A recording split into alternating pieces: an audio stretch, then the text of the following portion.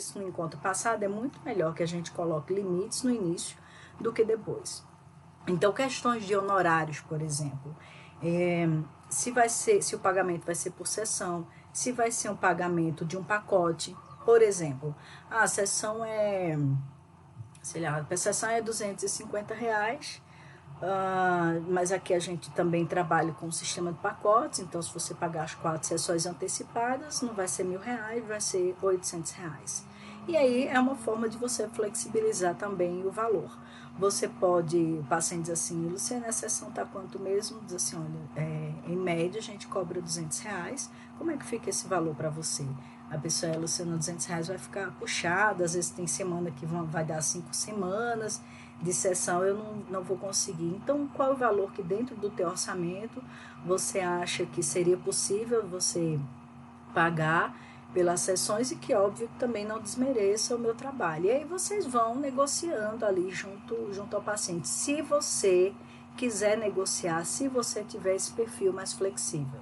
Se para você a sessão é R$ 200, R$ 200 você tem que apontar, olha, fulano, infelizmente eu não consigo praticar um outro valor. Esse é o valor da sessão. E aí são possibilidades que você tem de fazer. E eu não tenho como dizer, faça esse.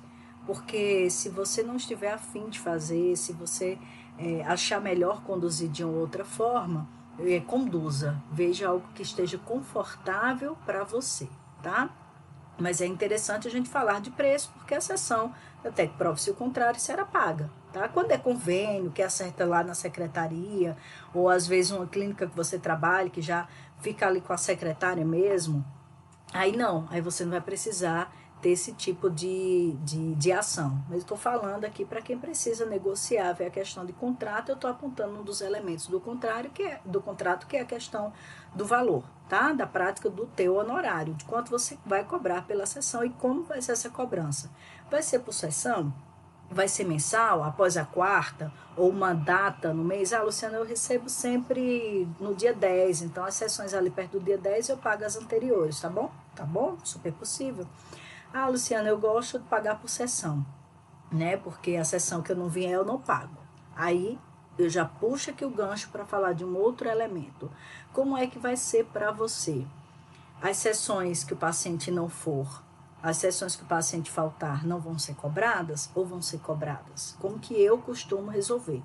Eu peço para que o paciente pense o valor, por exemplo, mensal. Sabe, para mim o processo psicoterápico é tipo uma academia. Tu paga academia por mês. Se tu só for uma vez, ok. Se tu for todos os dias malhar, ok.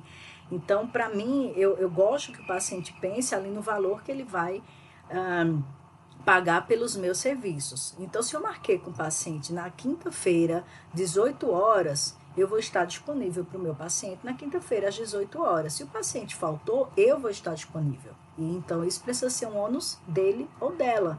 Então, eu cobro as faltas. Se para você for confortável não cobrar, ok. Não existe nada no nosso código, não existe uma nota técnica, não tem nada que traga isso como um benefício ou um demérito, né? Vai ser realmente dentro da tua prática o que é confortável para você. Para mim, eu vou cobrar. Inclusive, as sessões que o paciente desmarca. Uai, Luciana, mas ele desmarcou. Ele desmarcou, então a gente precisa remarcar a sessão. Porque eu sou uma profissional liberal, eu também preciso ter saúde financeira. Então, se eu estou ali disponibilizando meu horário para o paciente, se eu marco com ele toda quinta-feira às 18 horas e o paciente começa a faltar, a reagendar, eu fico bloqueando a minha agenda que eu poderia estar atendendo outro paciente, por exemplo, e estar recebendo de uma forma adequada. Então, se o paciente, como é que eu fecho com o paciente? Então vai ser R$ 800 as 4 sessões, se o paciente for ou se o paciente não for.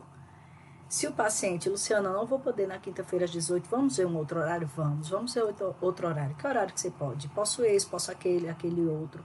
Eu também coloco com o paciente assim, um horário para ser desmarcado. Então, se o paciente desmarca em cima da hora, eu já estou lá para fazer o atendimento e etc., não dá tempo de reagendar, a sessão foi cobrada, tá? Mas aí é que eu digo, cada profissional vai ver em que consegue ser flexível e em que não consegue ser flexível. Para mim, se o paciente faltou, a sessão é cobrada e ela não é reposta.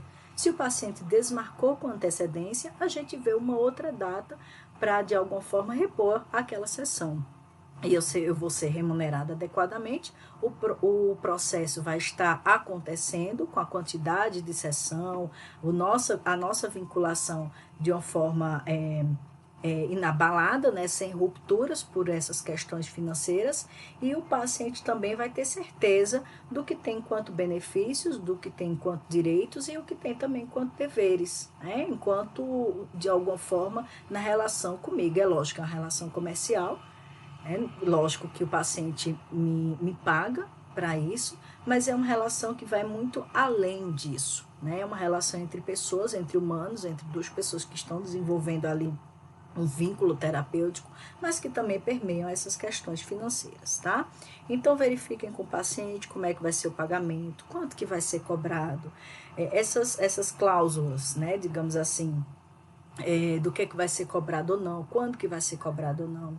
A sessão vai ter reajuste de quanto em quanto tempo? Eu geralmente reajusto a cada 1 ano. Algumas pessoas costumam reajustar, por exemplo, todo janeiro. Então, sempre janeiro aumenta ali um pouco do valor da sessão, 5%, 10%. Cada profissional também vê ali o do que é adequado para si ou para a instituição em que trabalha.